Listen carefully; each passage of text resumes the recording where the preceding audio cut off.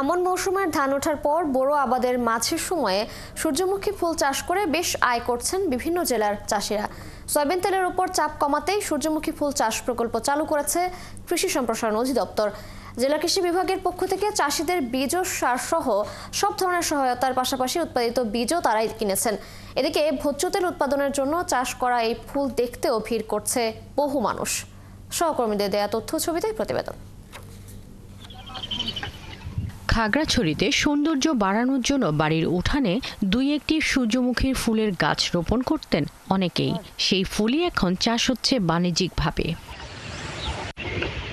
আমন মৌসুমে ধান ওঠার পর বড় আবাদের মাঝের সময়টুকুতে সূর্যমুখী ফুল চাষ করে বেশি আয় করছেন চাষিরা। ফুল চাষে সরকারিভাবে দেয়া হয় বীজ ও সার, তাই খরচ কম হয়।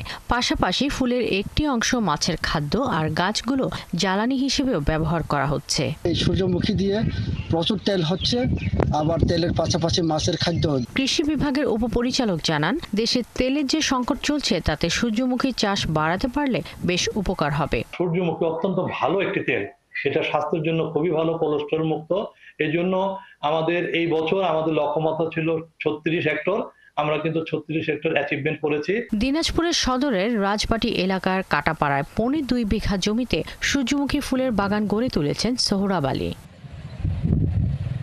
5 বছর আগে 10 শতক জায়গায় সূর্যমুখী চাষ করে সাফল্য পান। এবার 2 বিঘা জমিতে চাষ করেছেন। সূর্যমুখী বাগানে কর্মসংস্থানের সুযোগ পেয়েছে এলাকার বেশ কয়েকজন। পাশাপাশি বাগানের সৌন্দর্য উপভোগ করতে দূর দূরান্ত থেকে আসছেন অনেকেই।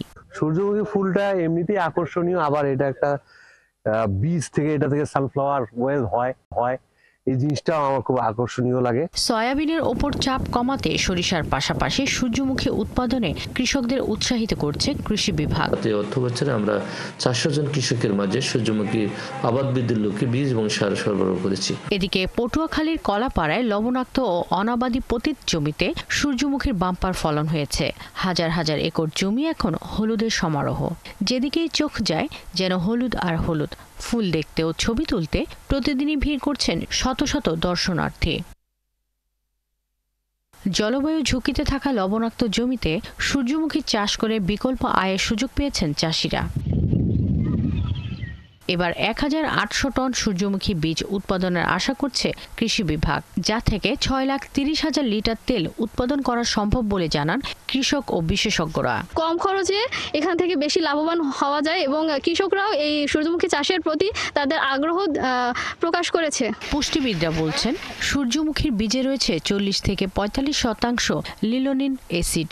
এতে ক্ষতিকারক ইরোসিস অ্যাসিড না থাকায় হৃদরোগের জন্য সূর্যমুখীর তেল খুবই উপকারী।